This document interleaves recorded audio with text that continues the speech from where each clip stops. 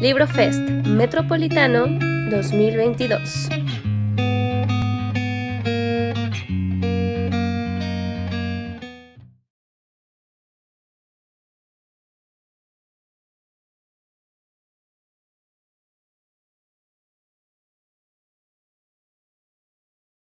Lorsqu'on parle des Lumières, c'est vrai qu'on a en tête ce qu'on appelle des fois d'ailleurs la philosophie des Lumières, c'est-à-dire un mouvement théorique, philosophique, politique pourvu d'une sorte d'unité doctrinale, voire même d'un militantisme politique. On a en tête par exemple la fameuse formule de Voltaire « écrasons l'infâme ». Et donc, on peut y avoir la lutte de la raison contre la religion ou encore le libéralisme politique, par exemple, la théorie des droits de l'homme. Donc, on a comme ça toute une série d'éléments possibles. Mais dans ce livre, j'ai fait un choix un peu différent qui est plutôt d'insister au contraire sur les Lumières comme mouvement de réflexivité critique des intellectuels européens et occidentaux au XVIIIe siècle dans leur manière d'essayer d'aborder de penser les grandes transformations sociales et culturelles de leur époque. Alors, en faisant ça, je m'inscris dans la ligne, je m'inspire d'une remarque, d'un commentaire de Michel Foucault dans les années 1980, où lui-même était revenu sur la définition des Lumières en commentant et en discutant un célèbre texte d'Emmanuel Kant, « Qu'est-ce que les Lumières ?»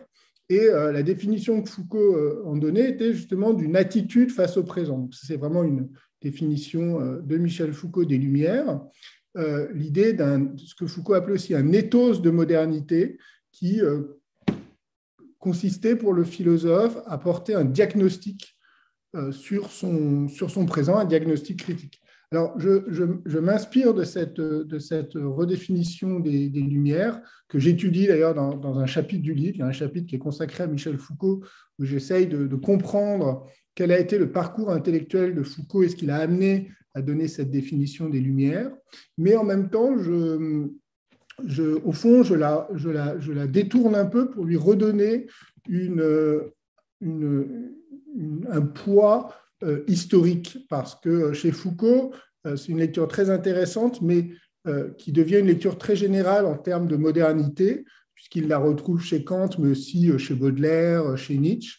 Et moi, j'essaye plutôt d'avoir une lecture historienne pour montrer que cette attitude face au présent, ce courage de la vérité, il est lié à un contexte historique particulier qui est celui des grandes mutations des sociétés européennes au XVIIIe siècle, la crise des sociétés d'ordre et l'émergence du mérite individuel comme valeur de classement social, la mondialisation du commerce, le développement des sciences et des techniques. Donc, tous ces éléments-là obligent les intellectuels, les penseurs, les écrivains, les philosophes à réfléchir de façon critique sur ces ambivalences de la modernité.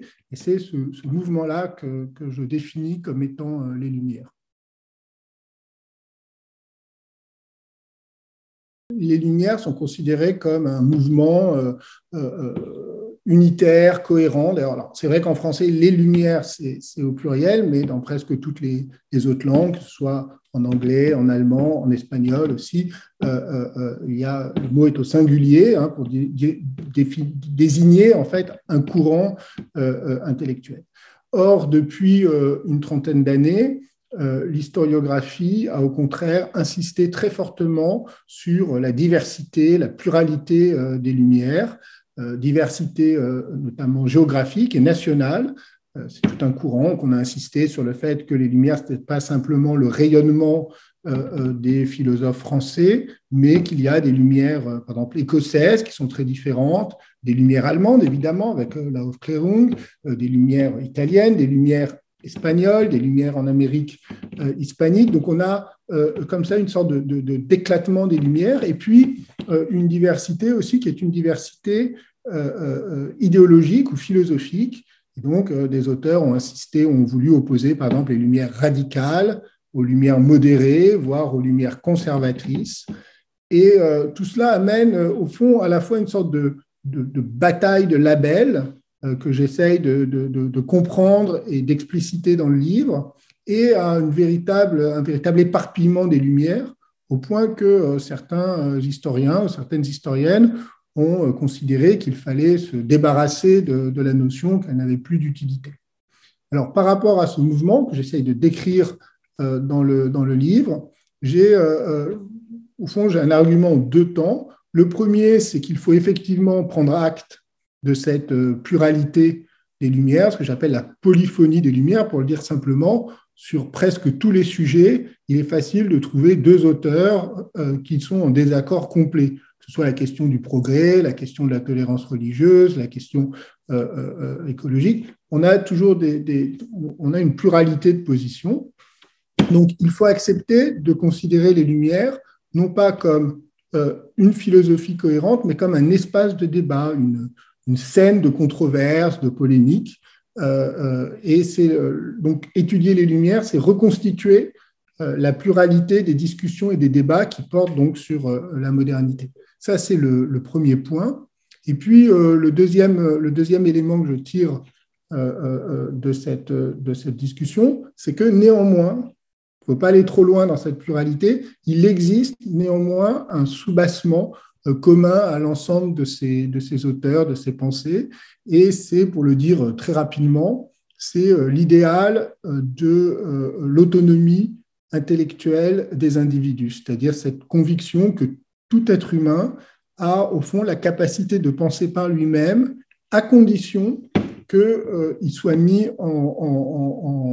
que soit mis à disposition des connaissances et du savoir. Donc au fond, les Lumières, c'est l'idée que si le savoir et la connaissance sont librement diffusés dans la société, les gens pourront s'en saisir pour s'émanciper et donc penser par eux-mêmes et devenir plus heureux. Je pense que lorsqu'on aborde les Lumières, très important d'échapper au manichéisme. Trop souvent, le débat oppose, y compris dans le débat historiographique, les héritiers des Lumières, ceux qui s'en revendiquent, ceux qui veulent les défendre à tout prix, et au contraire, ceux qui les critiquent, qui les attaquent. Ça a été longtemps la tradition contre-révolutionnaire, qui voyait dans les Lumières les responsables de la Révolution française et de l'ensemble des révolutions de la fin du XVIIIe siècle. Aujourd'hui, c'est beaucoup plus le courant postcolonial ou décolonial qui critique les Lumières comme étant au fond l'appareil idéologique de la domination coloniale occidentale. Alors, par rapport à cette vision un peu manichéenne, les Lumières comme vecteur de l'émancipation ou les Lumières comme forme de domination, notamment occidentale et coloniale, je pense que ce qui est important, c'est de montrer justement les contradictions, les paradoxes, les ambivalences de la pensée des Lumières. J'essaye dans le livre de le faire sur deux plans. Le premier, c'est ce que j'appelle moi, le paradoxe du philosophe. Le philosophe des Lumières, c'est celui qui veut émanciper les autres en les éclairant, mais évidemment, il se trouve confronté à la question de savoir si les autres veulent être éclairés, et il se trouve confronté en fait à des publics. Or, on a à la fois une conception très idéalisée du public, comme la masse des individus qui vont être éclairés et émancipés par le savoir critique du philosophe, et puis une vision plus critique et de plus en plus pessimiste au cours du siècle face à ces publics qui finalement ne choisissent pas toujours d'adhérer aux convictions des philosophes, aux convictions éclairées. Et donc le philosophe se trouve confronté à cette question, comment éclairer des gens qui parfois ne souhaitent pas l'être, ou en tout cas ne souhaitent pas l'être à la manière dont les auteurs et les penseurs des Lumières voudraient les convaincre. Donc là, on a une contradiction, c'est-à-dire comment rendre les gens autonomes en commençant par imposer l'autorité savante et intellectuelle d'un certain nombre d'auteurs. Donc ça, c'est à l'échelle, si vous voulez,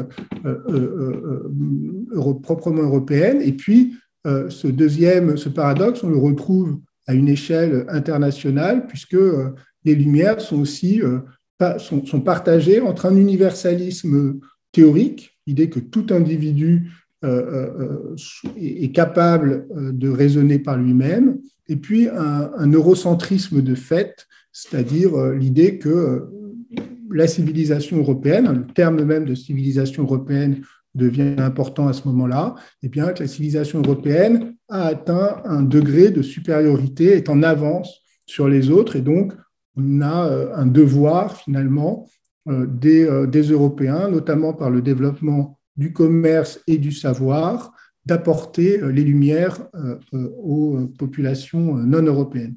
Et donc on a cette contradiction qui est déjà annonciatrice de ce qui sera au XIXe siècle la mission civilisatrice de l'Europe.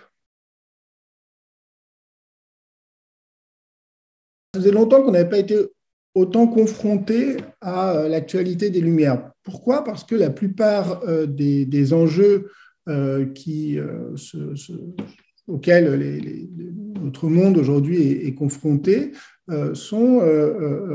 renvoient directement à des débats des Lumières. C'est évidemment la question par exemple, du retour du religieux dans des sociétés qui se voulaient séculariser. C'est aussi la question, par exemple, de l'autorité scientifique et de la circulation des fausses nouvelles dans l'espace public. Voilà une question qui a été extrêmement importante dans le monde entier, par exemple au moment du Covid, et qui renvoie très clairement à la question de l'éducation, à la question de l'espace public et à la question de la construction d'une autorité spécifique des savants et des intellectuels.